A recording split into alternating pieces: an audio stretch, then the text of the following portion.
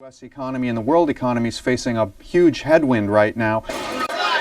9월 15일 월스트리트에서 충격적인 소식이 전해졌다. You've had, literally thousands of jobs disappear overnight. 세계 최대 금융회사들이 파산하고 인수합병됐다. We're sort of walking along the edge of a cliff right now. 그러나 위기는 진정될 기미가 보이지 않는다. 피해는 날로 확산되고 있다.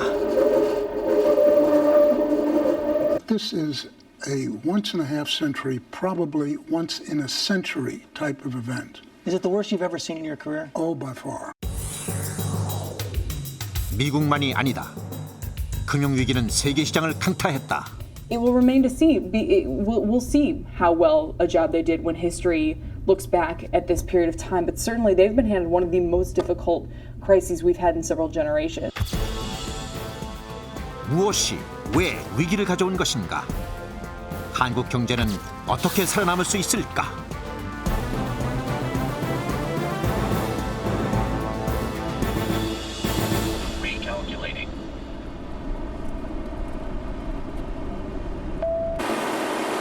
리먼 브라더스의 파산 보호 신청 소식이 전해진 다음 날,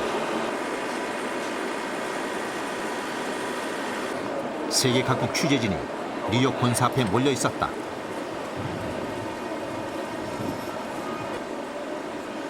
파산을 신청한 날, 당장 이날부터 짐을 싸들고 나오는 직원들이 목격됐다. 리먼에서만 2만 명 이상이 해고될 것이라는 소식도 전해졌다. 최악의 사태가 현실로 나타난 것이다. The most shocking part is that I don't think anyone really expected a bank as big as Lehman to, be in a position that it's in now. If the government would have backed us, bailed us out, I would have stood to benefit tremendously. Yet, you know what? That's not the right thing to do for the economy. 우리나라 주식시장 시가총액보다 많은 자산을 운영하고 있던 세계적 금융회사의 몰락. 리먼 브라더스 본사 앞에는 초상화가 하나 등장했다. 회장 리처드 폴드의 초상화다. 리먼 브라더스 직원과 월스트리트 사람들은 이 초상화판에 빼곡하게 메모를 남겼다.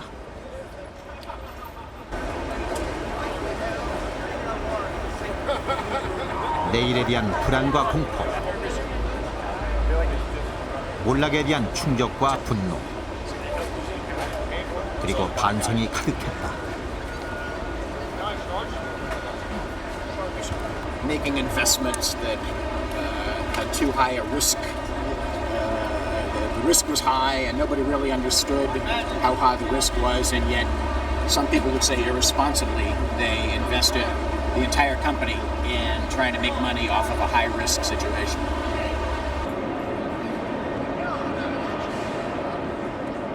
미국 금융시장의 혼란은 9.11 테러 직후보다 더 심각했다. 뉴욕 증시는 하루 만에 600억 달러가 사라져버렸다. 리먼 브라더스의 주식은 단 하루 만에 93% 폭락.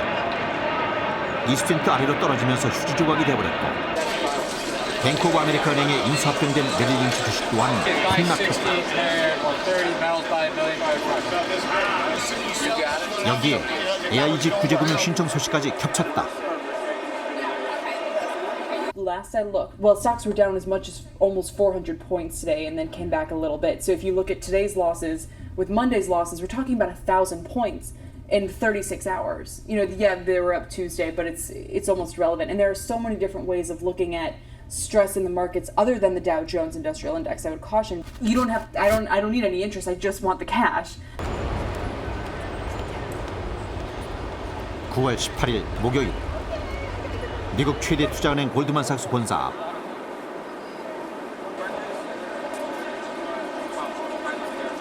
샌드위치와 피자로 점심을 때우는 직원들을 만났다.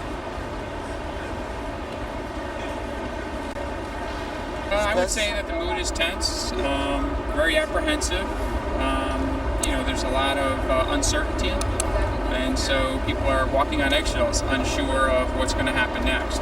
It's pretty dour. People are really nervous. People are really anxious. And a lot of people, I think, just feel like They don't know if they have a job tomorrow. So. 공포는 월스트리트 전체로 번지고 있다. 곧 또 다른 금융기관들이 파산할 거라는 소문이 파다했다. It could be Morgan Stanley. It could be one or the other. I mean, it could be Washington Mutual, the nation's largest thrift. It could be any of a number of companies who made similar investments and were similarly dependent on mortgage-backed securities and on other complex derivatives. But we also don't know. I mean, it could be that a week or two passes and people start to say, okay, that was the worst of it. We picked up the pieces. We're moving on from here, and perhaps that was the bottom of this whole mess. We don't know yet. 그동안 신용 부실과 리스크로 쌓아올린 이것 월가의 금융 자본주의가 지금 근본적인 위기를 맞고 있습니다. 이번 주 실시한 여론조사에 따르면 미국인의 23%가 미국 경제가 이미 공황 상태에 있다고 답하고 있습니다. 미국 정부가 이번 위기를 해결할 능력과 자금이 있느냐도 지금 문제입니다. 미국발 금융위기가 세계 경제에 금융 공황을 불러오는 것은 아닌지 지금 불안의 그림자가 짙게 그리고 있습니다.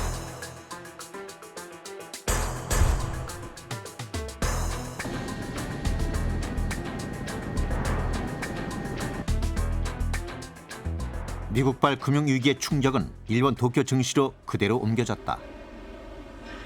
리먼 브로더스 일본 법인은 올 상반기 일본 국채를 가장 많이 보유한 일본 금융가의 핵심 회사.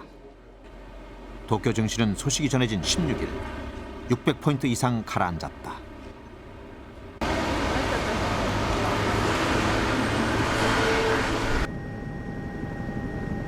많은 일본 금융회사들이 리먼 일본 법인의 거액을 융자해준 상태. 그러나 미국 본사의 파산으로 이 돈을 돌려받을 수 있을지 불투명해졌다. 리먼 브라더스証券株式会社およびリーマンブラザーズホールディングジャパンの民事再生手続きの申請をいたしました。これによって皆様に債権者の皆様はもちろんのこと、取引先の皆様はもちろんのこと、他の関係者諸々の方にご迷惑をかけることは誠に心苦しゅうございますけれども、先ほども言いましたようにいろいろご迷惑をおかけしまして申し訳ありません。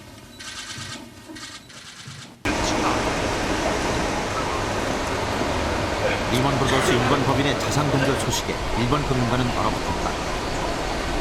모든 금융기관이 만약의 사태에 대비해 자금 확보에 나서자 순식간에 시장이 돈이 말라버린 것이다. 결국 일본 정부 역시 개입할 수밖에 없었다. 大変大きなですね事態であると各国の当局間がさらに緊密な連携を深めていくとこのことが重要であると思っております。 리먼 브라더스의 파산 신청이 알려진 지 하루 만에 일본 중앙은행은 2조 5천억 원의 자금을 긴급 투입하는 등 일본 정부는 금융 혼란을 최소화하기 위해 발빠르게 나섰습니다. 중국 상하이 증시가 2년 만에 2,000선이 붕괴되고 홍콩은 주가가 5.5% 급락하는 등 충격은 아시아 시장 전체를 강타했다.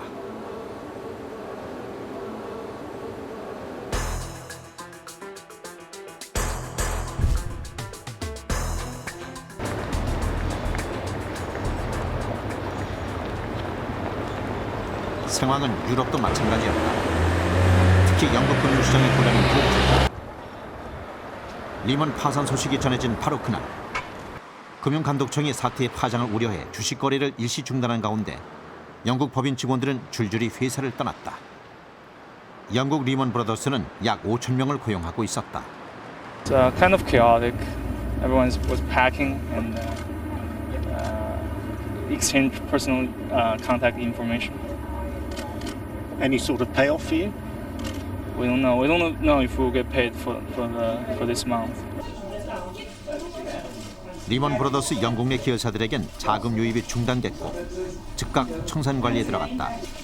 급속한 자금 이탈을 막기 위해서였다. It is actually going to take quite some significant time to unravel all the affairs of this company and therefore to assess what the financial outcome will be for the creditors of these various companies and of course what the consequential impact, if any, there might be in the market. 그러나 월스트리트의 버금가는 규모로 커져버린 영국 금융시장은 직격탄을 피해갈 수 없었다. HBOS 은행이 이번 여파로 인수합병됐다는 소식이 전해지자 예금을 인출하려는 사람들이 은행 앞으로 몰려들었다. HBOS는 영국 최대의 모기지 주택담보대출업체다. 리먼 브라더스와 자산이 연계되어 있던 영국 최대의 모기지 업체인 HBOS는 결국 버티지 못하고 매각되고 말았습니다. 하지만 이 여파가 여기에 그치지 않고 더욱더 확산될 전망이어서 영국 금융가는 불안에 휩싸여 있습니다. 아시아의 모든 주식시장이 폭락한 가운데 한국 금융시장 또한 예외는 아니었다. 주가는 폭락했고 환율은 급등했다. 16일 하루 동안에만 우리 증시에서 사라진 시가총액은 51조 원. 금융시장은 공황 상태에 빠져들었다. 정부는 긴급 대책회의를 열고 시중에 유동자금을 공급하는 등 대처 방안 마련에 나섰다.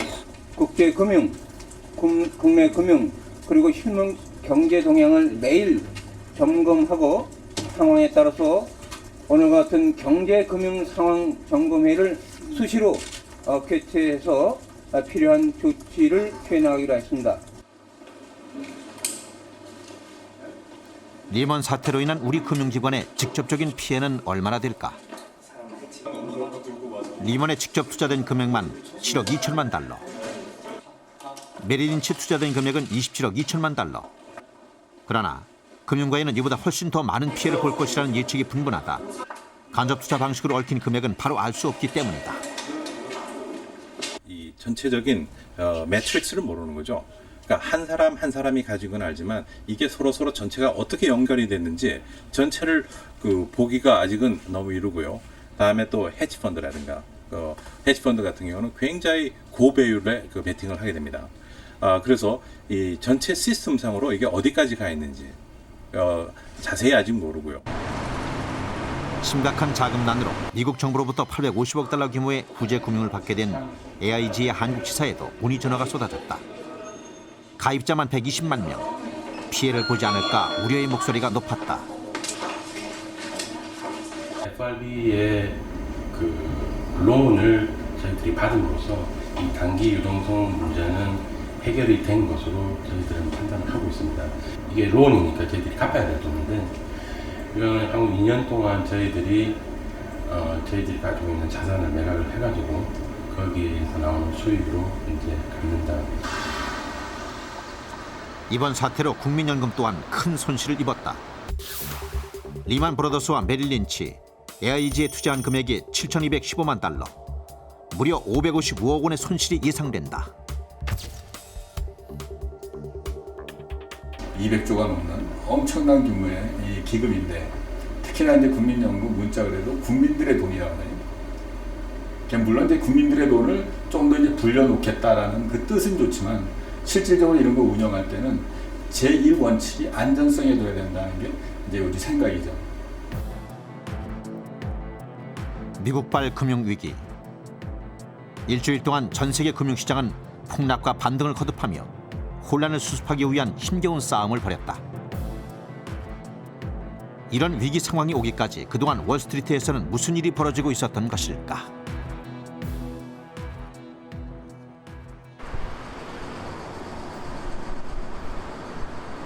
이번 사태의 진원지는 바로 월스트리트의 투자은행들이다.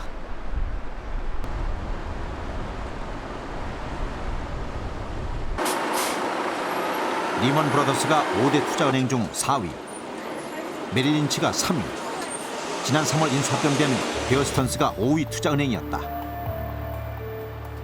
그런데 올 한 해 초대형 투자은행 5개 중 3개가 무너진 것이다.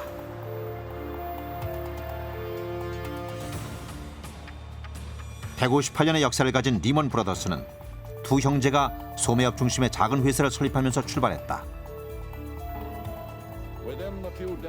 두 차례의 세계 대전으로 유럽 경제는 붕괴하고 세계 최대 채권국으로 부상한 것이 미국. 1933년 대공황 이후 미국 기업들은 은행에서 돈을 빌리기보다 주식과 채권 발행을 통해 기업 규모를 키우고 있었다. 이 금융 중기업의 중심이 월스트리트 투자은행이었다. 옛날에는 시작을 했을 때 그 인베스트먼트 뱅크라는 것은 IB라는 것은 고객을 위해서 일했습니다. 그리고 수수료를 받는 데서 시작을 했어요. 그러다 보니까 경쟁은 세지고 돈은 안 벌리고 수수료라는 것이 그 남의 돈 거저먹기가 쉽지 않지 않습니까? 그냥 서비스를 해주고 그래서 그 1990년도 초반부터 이건 안 되겠다. 내가 왜 딴 사람을 위해서만 봉사하냐? 좋은 투자 기회가 있으면 내가 직접 해야 되겠다. 1990년대 들어 투자은행은 본격적으로 성장하기 시작했다. The stock market, and I have nothing against the stock market, but the stock market tripled in America in the last 11 years. The stock market, and I have nothing against. 클린턴 정부는 강력한 금융 활성화 정책을 시행하기 시작했다. 우선 그는 주식과 채권 거래의 활성화를 통해 월스트리트의 증권 시장을 확대해 나갔다.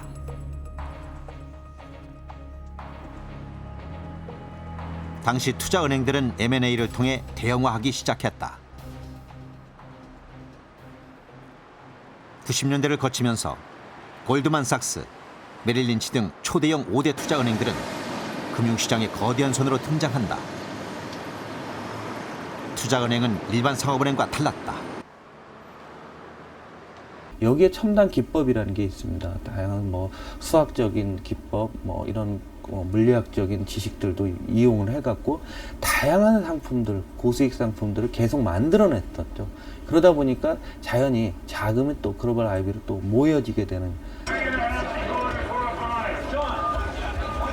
이들이 개발한 금융 기법은 고도로 전문화되고 복잡한 것이었다.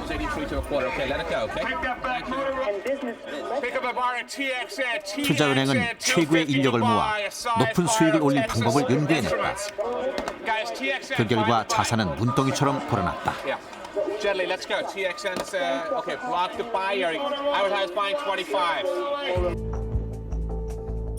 메릴린치와 리먼 브로더스만 해도 자산 규모가 우리나라 53개 증권사를 모두 합친 것보다 50배 이상 많았다.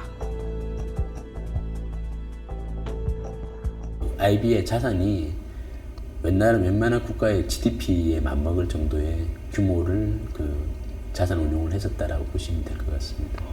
세계 GDP에서 미국이 차지하는 비중은 한 25% 정도인데 금융에서 차지하는 시가총액에서 차지하는 비중은 한 30% 조금 요새 많이 떨어져서 30% 약간 미만으로 정도까지 갔거든요. 근데 실질적으로 금융시장에서 미치는 영파라고 보신다라고 하면 전 세계 시장이 한 40% 내외라고 보시는 게 맞을 것 같고요.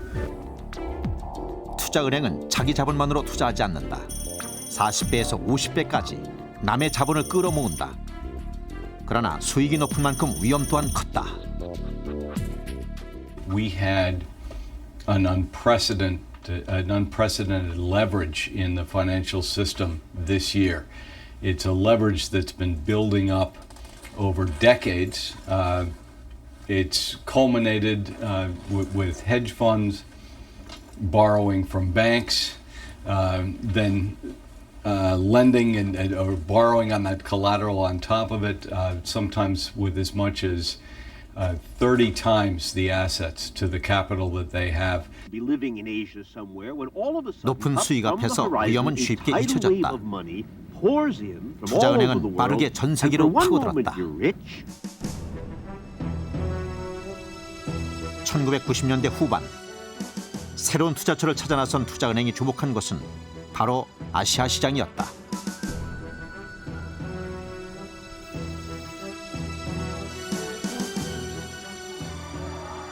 경제 성장에 목말라 하던 태국, 인도네시아, 한국 등 아시아는 서둘러 월스트리트의 자본을 받아들였으나 그 결과는 참담했다.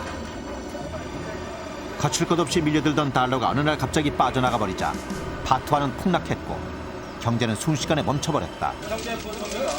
우리의 외환 위기 또한 이 와중에 벌어진 일이다. 정부는 최근 겪고 있는 금융 외환 시장에서의 어려움을 극복하기 위하여 국제통화기금의 유동성 조절 자금을 지원해 줄 것을 요청하기로 결정하였습니다. 최근 유가 폭등 사태에서 투자은행의 위력은 확인된다. 골드만삭스의 한 보고서는 유가가 최고 $150까지 오를 것이라고 전망했다. 이는 정확하게 맞아떨어졌다. 세계 제1의 투자은행 골드만삭스는 국제 원유 시장의 가장 큰 손이다. 9 times out of 10, they're being bullish on this, which means that they are investing in bets that oil will move up.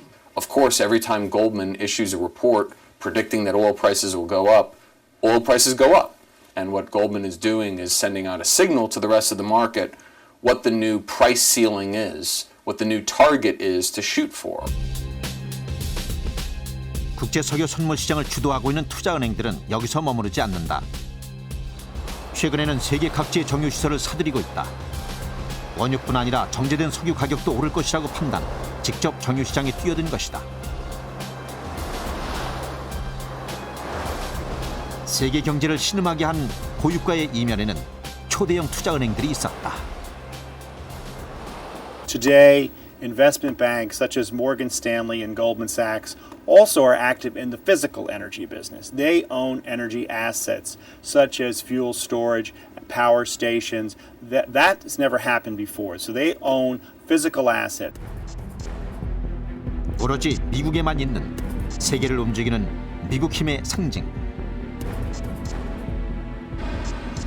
그 막강한 위력을 자랑하던 투자은행 리먼 브라더스가 위험하다고 알려진 것은 불과 1년 전. 부실 채권의 여파로 자금난을 겪게 되자 주가는 하락했고 급기야 인수합병이 거론됐다. 한국산업은행이 리먼과 인수합병 논의를 시작한 것은 올해 5월. 리먼은 최근 심각한 자금난에 시달리고 있었다고 한다. 끝낼 게 아니고 산업은행이 이 다음에도 또 다른 거래들을 해야 될 거기 때문에 50조 정도에 해당하는 이 카운터파티 리스크에 관계된 급격한 유동성에 몰렸던 겁니다. 급격한 유동성에 몰려서 그 유동성 그 50조 만약 시장의 그 얘기가 맞다면 50조에 해당하는 거를 어느 금융기관도 그렇게 쉽게 내줄 수는 없고. 거대 투자은행에 대한 불안감을 키운 것은 부실 채권 때문이었다. 리먼을 최악의 사태로 몰고 간 것, 그것은 서브프라임 모기지 사태였다. I think it all has to be looked at in view of the entire picture of what's going on in the U.S. housing sector and other debt elements of the economy. Effectively, we've been working through a bunch of bubble debt, bubble era debt that was amassed in both residential housing, commercial real estate, leveraged loans, consumer finance. It's clear to us at this point that the degree of the housing bubble generated loan paper that's never going to be repaid.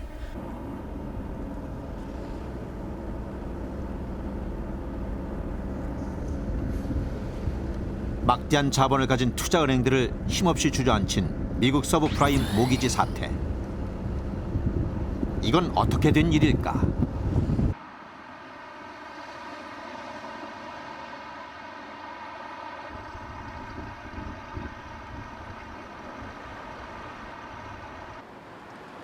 미국 디트로이트 남쪽 사우스필드 주택가.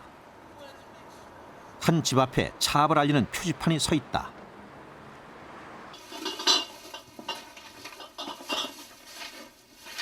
집 안에서는 주인 델마 씨가 세간을 정리하고 있다. 집을 비워줘야 할 날이 다가왔기 때문이다. 3년 전 딸들을 모두 출가시킨 후 집값의 80%를 서브프라임 대출로 장만했다. 그런데 1년 전 델마 씨가 실직하면서 사정은 악화됐다. 기존 이자도 버거운 형편인데 갑자기 대출 상환금이 크게 오른 것이다. The payment for this house, the monthly payment, went from $800 up to $1,100 in a matter of weeks or months, so that really was it. $1,100 a month for this house was more than our budgets, and was told that there was a redemption period. And at that time, you could go get the money together and go back and get the house. There hasn't been enough money. 문제는 또 있었다. 갑자기 집값이 크게 떨어진 것이다. 89,000달러 하던 집이 30,000달러. 같은 거리에 있는 옆집도 마찬가지다. 1년 전 7만 9천 달러였던 집이 4,500달러라는 믿기 힘든 가격에 팔렸다.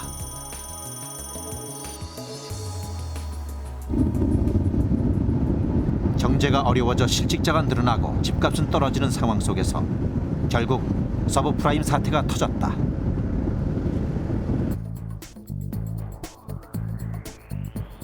미국에서 부동산을 살 때 이용하는 모기지론, 즉 주택담보대출에서 신용도가 낮은 저소득층이 이용하는 것이 서브프라임이다. 전체 모기지 대출에서 차지하는 비율은 불과 9%. 그 규모는 그리 크지 않았다.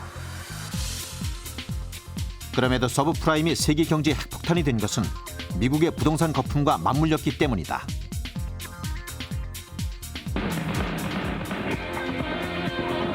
90년대 중반부터 부동산 가격이 급등하자 대다수 미국인들은 부동산 불패 신화를 믿기 시작했다. And I'm not the least bit worried. I'm buying real estate. Well, all you people talk about the bubbles. I'm telling you, it's like enough already with the bubbles. Anything short of that, nothing is going to stop this market. There's no factual piece of it that points to a bubble. It's not as clear as I'd like it to be. Okay? If you look 코코란 부동산 그룹의 바바라 코코라는 그 대표적인 인물이었다. my idea of a bubble. I picture a big fat balloon when it pops a big bang and everything falls to the ground.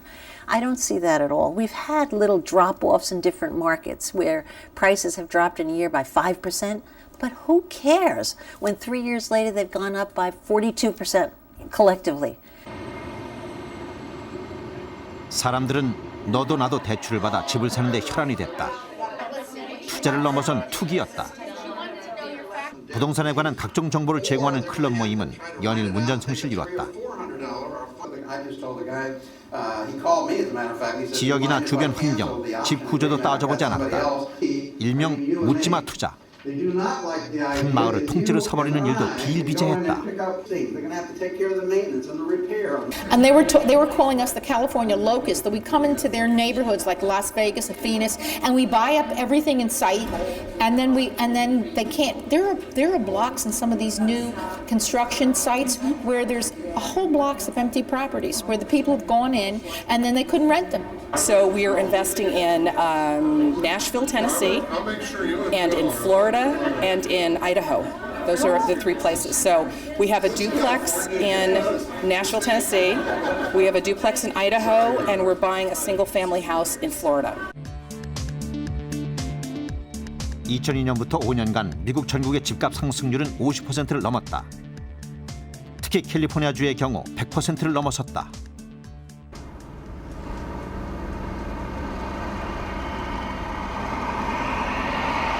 미국 동남부 플로리다. 부동산 투기의 바람이 가장 많이 불었던 지역 중 한 곳이다. 온화한 기후와 바다와 인접한 도시. 노후 생활을 하는데 최적지로 손꼽혀왔다.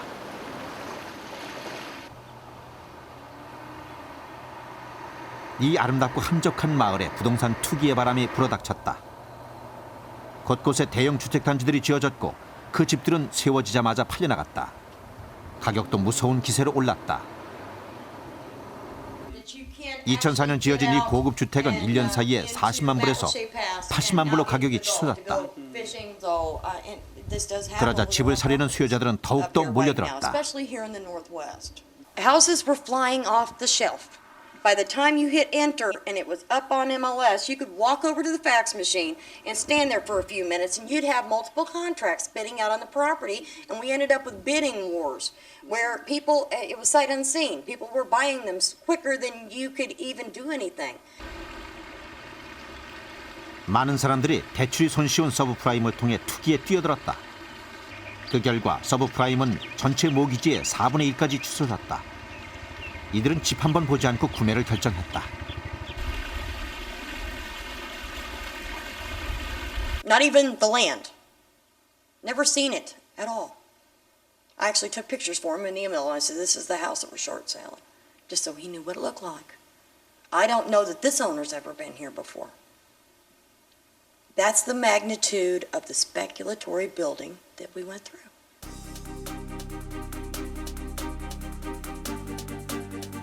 하지만 버블은 영원히 지속될 수 없었다.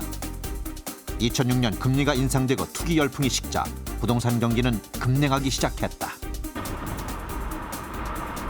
문제는 얼마 지나지 않아 곳곳에서 터져나왔다. 투기 목적으로 집을 산 사람들은 돈을 빌려 집을 짓고 그 집이 완공될 때쯤 집값이 오르면 곧바로 팔아서 차익을 챙겼다. 그런데 집이 팔리지 않게 된 것이다.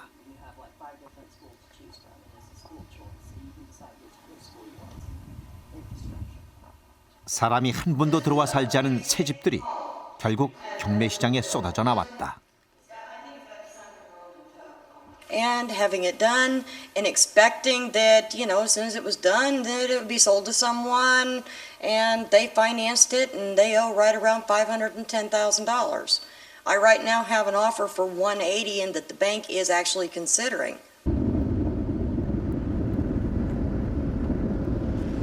아름다운 리 카운티를 뜨겁게 달궜던 투기 광풍은 결국 19,000가구의 빈집을 남기고 끝났다. 이 사태는 비단 플로리다만이 아니었다.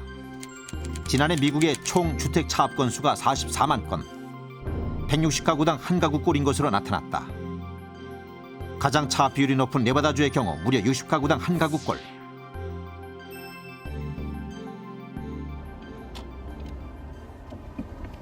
집값이 하락한 지 불과 1년 만에 차압 건수가 크게 늘어난 데는 또 다른 이유가 있다.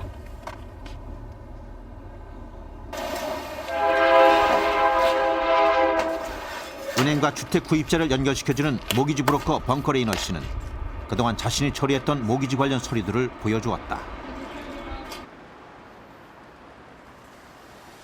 우리나라의 부동산 담보대출은 보통 주택가격의 50% 선. 하지만 미국은 80% 이상 대출을 받을 수 있다.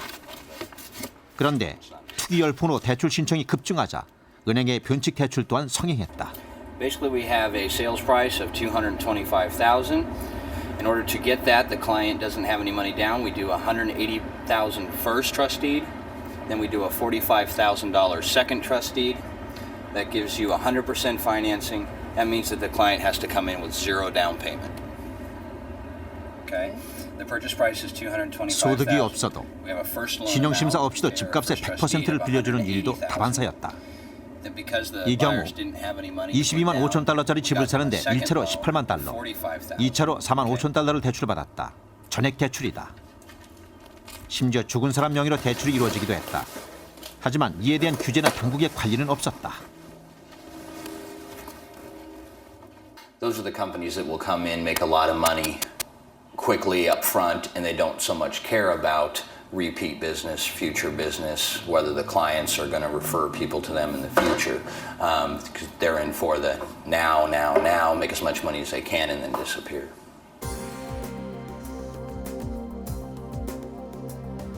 이러한 부동산 버블이 가능했던 것은 전 미국 연방준비위원회 의장 앨런 그린스펀의 초저금리 정책 때문이다.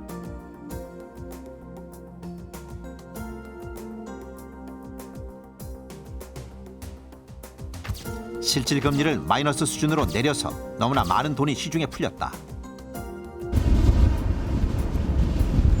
집값은 오르고 이자 또한 아주 낮은 상황이 되자 주택담보대출로 소비가 급격히 늘었다.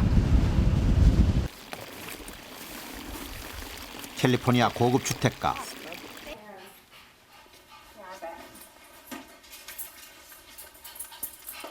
집주인 린다 로버츠는 주택담보대출로 집을 산 뒤 또 이 집을 담보로 대출을 받았다.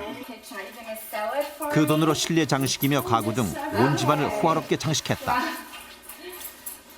Everything in here is upgraded. The granite, marble floors. 마당에 비싼 잔디를 깔고 야외 정원과 수영장 또한 만들었다. 이렇게 꾸며놓으면 집값을 더 받을 수 있었기 때문이다. Oh, the yard, the pool's around $100,000, and all the landscaping, patios, concrete, retaining walls was probably another $200,000. So, a lot of money. Too much.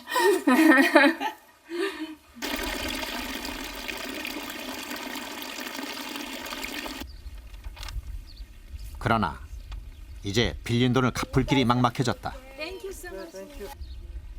린다 씨는 손해를 보더라도 집을 팔 수만 있다면 다행이라고 생각한다. We knew the builder, and we thought at the time it was a good buy and that we could sell it for $1.5 million. We had like a 2-year plan. Well, that's not working. So, we thought by now we could sell it for $1.5 million. So we just said, we'll just take our losses and go. 대출 원리금을 갚지 못해 집을 포기하면 상환 의무가 사라지는 대신 집은 은행의 소유가 된다. 집주인은 나머지 대출금을 갚지 않아도 된다. 하지만 은행은 집값이 하락한 만큼 손해를 보게 된다. 집값이 폭락하자 은행의 부실은 걷잡을 수 없이 커졌다.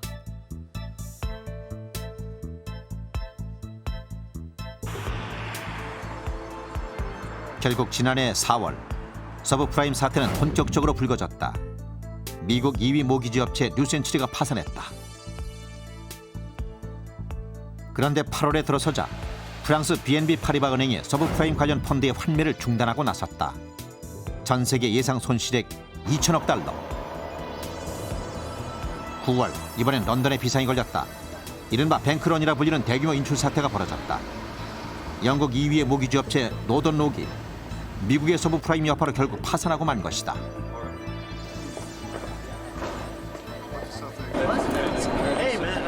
올 3월 쓰러진 베어 스톤스 또한 이 때문이었다.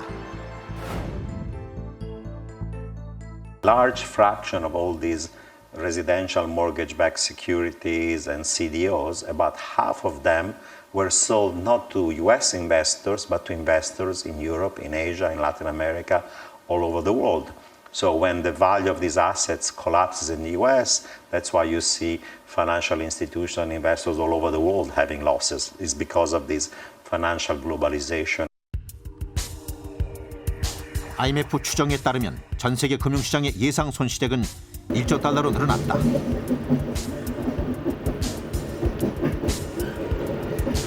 그러나 정확한 피해 규모는 아직까지 알려지지 않고 있다. A lot of the loans that were made to finance the housing boom were not kept on the books of the banks, but they were transformed into securities such as mortgage-backed securities and collateralized debt obligations. And then they were yet again cut up and then transformed into other securities. So it's very hard to find out exactly where all the losses are. 서브프라임 모기지 대출은 은행과 대출자만의 문제가 아니다. 미국 은행들이 이 채권을 유동화 전문 회사에 넘겼다. 유동화 전문 회사는 여러 곳에서 받은 채권을 모아 모기지 담보증권을 만들었다. 그리고 또다시 이 모기지 담보증권을 여러 조각으로 나눠서 판다.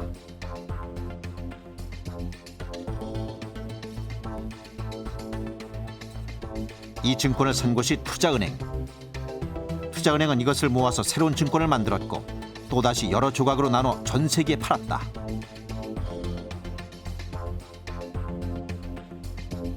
이것은 아주 위험하지만 높은 수익이 보장된 증권이었다.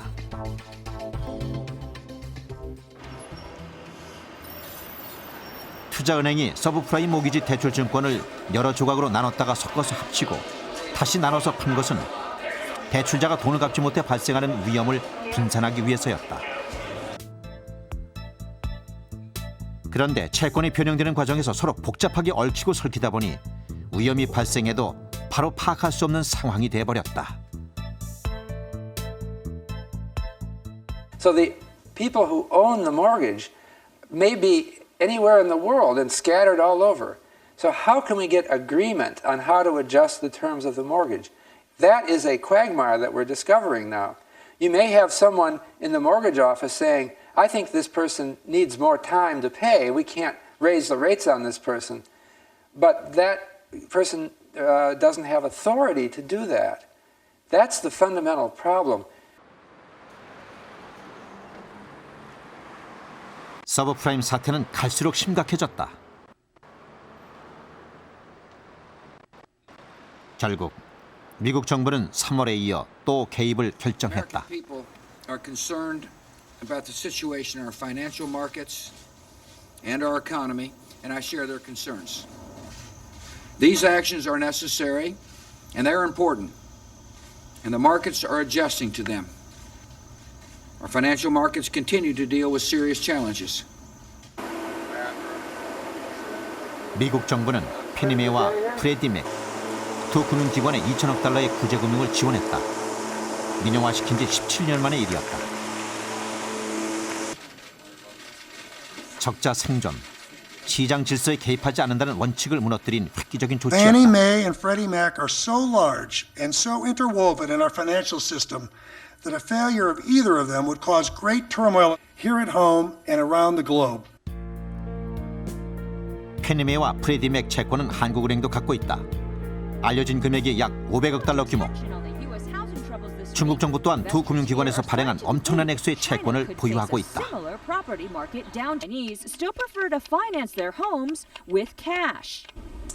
미국의 그 국채 시장을 보면은 재밌는 게 예를 들어서 중국 같은 나라가 지금 그 한 기관의 추산에 의하면 그 미국 국채를 갖고 있는 게 현재 국채가 7천억 달러.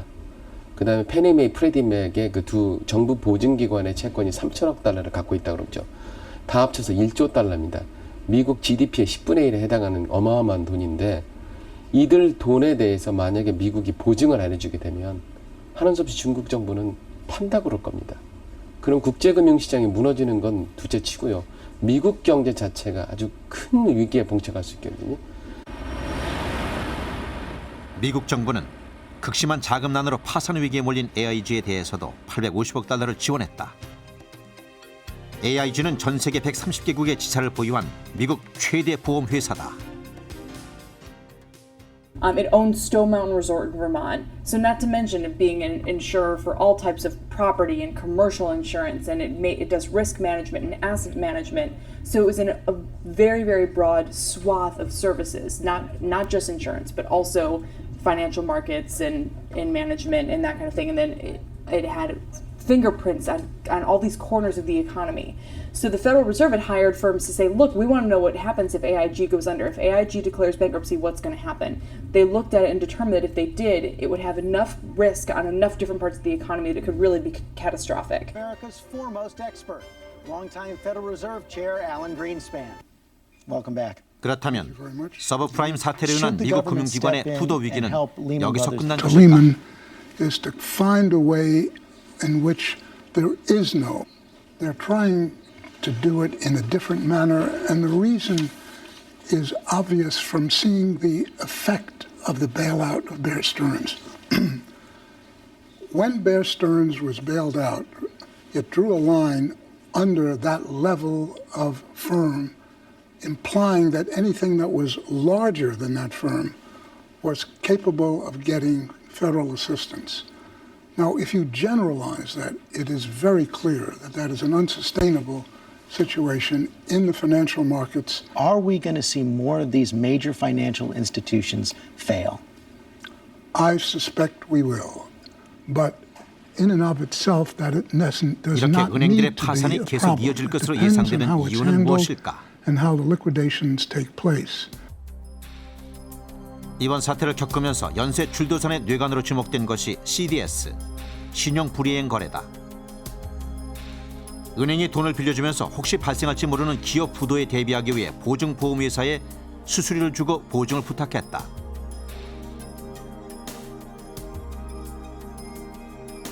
따라서 만약 기업이 부도가 나면 그 보증회사가 책임을 지게 된다.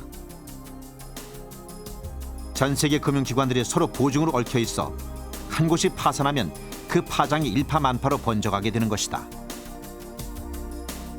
안전하게 거래하려고 만든 장치가 도리어 발목을 잡게 된 것이다. 크든 작든 전 세계 금융기관들은 지금 똑같이 파산의 공포에 떨고 있다. 지금 크게 이제 문제가 될 회사들은 대개가 나왔는데 이제 문제는 지금 보이지 않는 그 CDS라고 있습니다. 크레딧 디폴트 스왑. 그것은 어느 기업이 내가 파산한다 그랬을 때 그것을 막아주는 그 보험 성격의 그런 수합입니다. 근데 이것을 준 회사가 하나가 망하면 그것을 받았던 회사들도 영향을 받죠.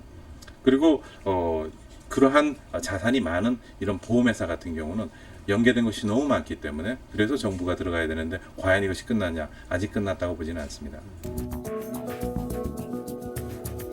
첨단의 금융 시스템을 자랑하던 월스트리트의 고민이 깊다. 그 복잡한 금융 시스템으로 부실의 원인도 과정도 쉽게 파악이 되질 않고 있다. Certainly there are a lot of risky companies. You know, AIG was a good example where most of us who spend some time looking at these companies did not really understand how much risk they had taken in the U.S. mortgage market. That came as a surprise to investors, to the press, to just about everybody. At the same time, we have a lot of banks in this country that could potentially be in the same position but haven't come to light. What the implications will be, what the ripple effects will be through the financial system, we don't know yet. 미국발 금융 충격에 국내 증시는 속수무책이었습니다. 미국발 금융 위기는 곧바로 주식시장에 영향을 미쳤다. 환율 역시 크게 요동쳤다. 이런 변동폭은 IMF 직후 수준.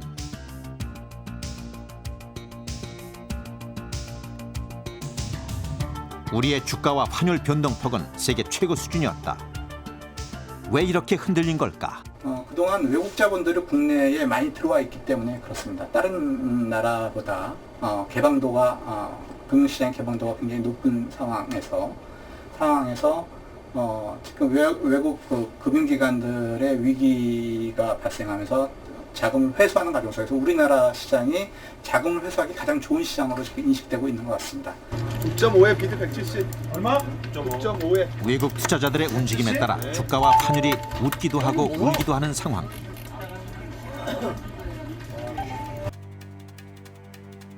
리먼 파산 보호 신청 소식이 전해진 첫날 하루 동안에만 코스피 지수는 90포인트 이상 떨어졌다. AIG 구제금융이 발표된 다음 날 잠시 반등했으나 다시 또 폭락, 널뛰기 장세를 이어갔다. 등락은 정확히 외국인 투자 추이와 맞아떨어졌다.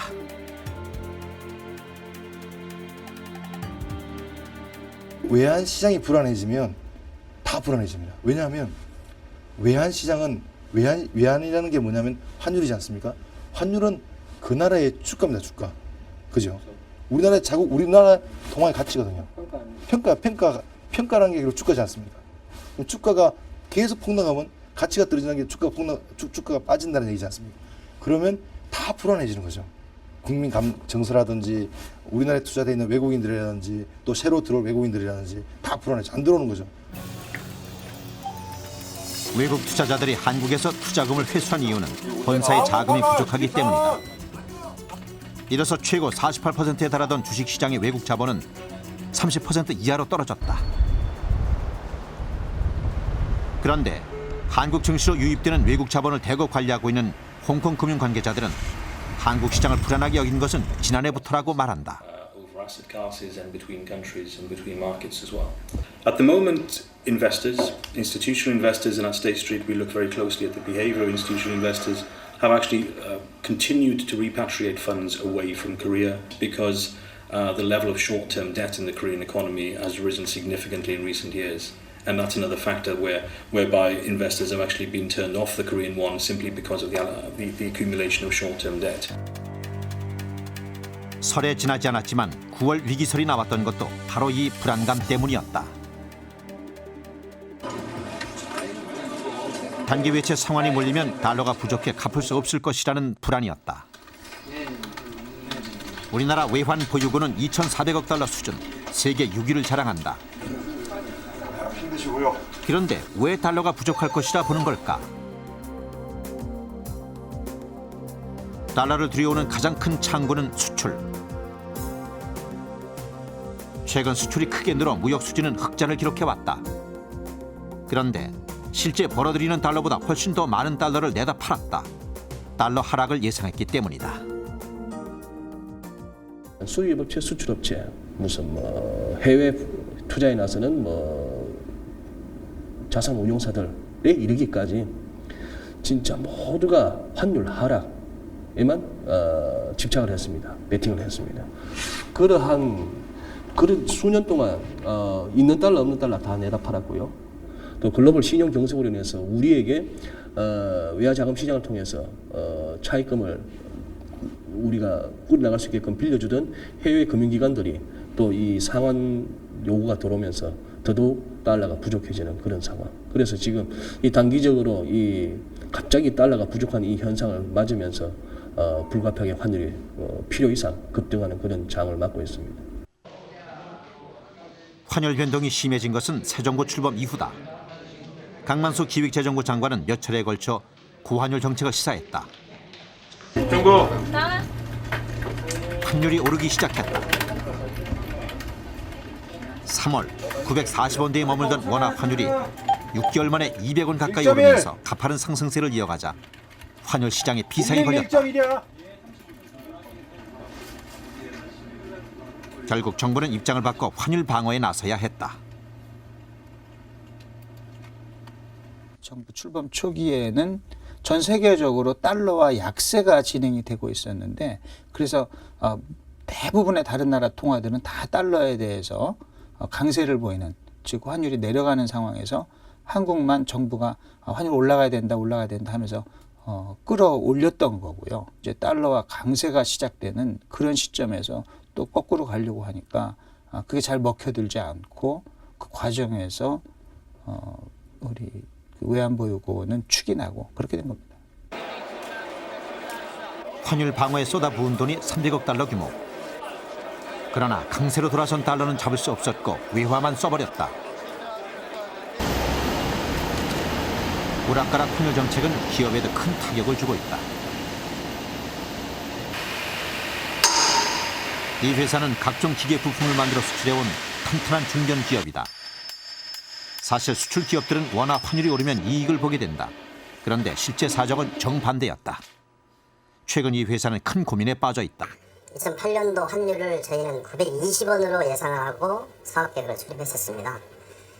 그런데 당시에 국내 대부분의 전문가들이 달러가 약세가 될 것이다. 이렇게 예상을 해서 회사에서는 아주 어떻게 대응을 해야 될 것인지 고민을 하고 있었던 차에 저희 거래하는 금융기관에서 지점장 또 책임자가 찾아와서 키코라는 파생 상품에 가입하라고 아주 적극적으로 권유를 했었습니다. 키코 옵션은 원화 환율이 예상보다 떨어져 손해를 보면 이를 보전해준다는 파생 상품이다. 하지만 환율이 미리 약정한 범위를 넘어서 오르면 계약 금액보다 훨씬 많은 돈을 추가로 금융기관에 내야 한다. 많이 오르면 오를수록 내야 하는 액수는 더 커진다. 결국 환율 폭등은 가입 기업들의 대규모 손실을 가져왔다. 키코 참 말만 들어도 머리가 어지러울 지경입니다. 지금 저희 회사는 매출액의 4분의 1 내지는 5분의 1의 수준에 달하는 금액의 피해를 입고 있습니다. 저희 회사가 연간 매출이 200억이라고 봤을 때 40억 내지 50억의 금액을 키코 비용으로 은행에 지급하고 있습니다. 따라서 회사는 유동성에 엄청난 차질을 빚고 어쩌면 이 사태가 지속됨으로써 회사는 존폐 위기에 처할 수 있는 그런 아주 위험한 상황입니다. 리먼 사태 이후 극심한 환율 변동은 결국 한 건실한 중견기업을 위험에 빠뜨렸다. 현재 많은 수출 기업들이 키코 때문에 흑자 도산의 위기에 처해 있다. 이번 미국발 금융위기로 벌써 한 업체가 도산했다.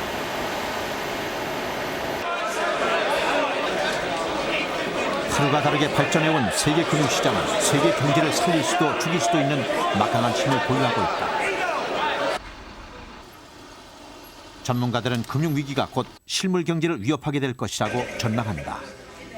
First of all is the fact we have a global slowdown in the economy, which we're seeing.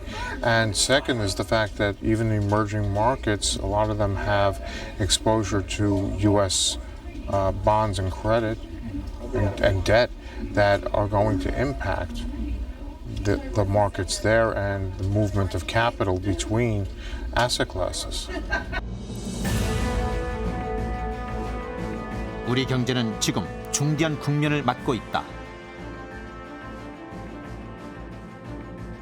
세계 경제가 어려워지자 이제껏 잘 버텨온 수출 전선에 비상이 걸렸다.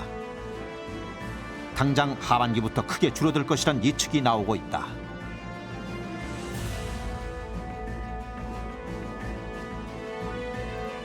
한국판 서브프라임 모기지 대출 사태가 벌어지는 것은 아니냐는 우려의 목소리도 높다. 미분양 아파트가 늘어나고 건설업체가 위기에 처하게 되자 대출금 상환이 늦어지고 이에 저축은행권이 난관에 봉착해 있다. 서민들의 생활 또한 갈수록 어렵다. 물가는 오르고 가계대출은 사상 최대치를 기록하고 있다. 모두가 지갑을 닫았다.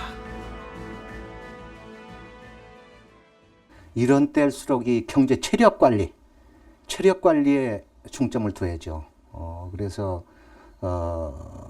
말하자면 특히 그 물가와 국제 수지 이쪽이 중요합니다. 그래서 물가, 국제 수지, 민생 문제. 그래서 민생 문제는 아까 이야기한 대로 한편에서는 성장 동력을 키우면서 한쪽에서는 안전망을 강화하는 양면 정책을 같이 가야 된다. 한쪽만 가지고는 어렵다 이렇게 보는 겁니다.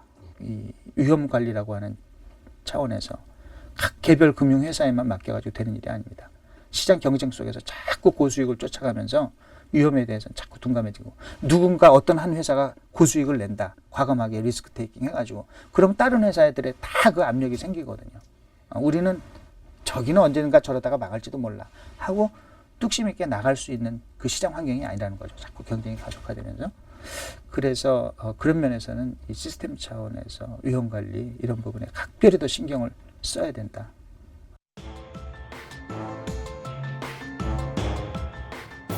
세계는 미국발 금융위기를 예상했지만 아무도 그것을 막을 수 없었다. 고수익만 바라보고 달려온 대가는 냉혹하게 세계를 강타했다. 상황은 급변하고 있고 변화는 예측을 불허한다. 지금은 세계 경제의 흐름을 제대로 파악해 곳간을 지켜야 할 때 살아남기 위한 최대의 전략은 곧 방어다.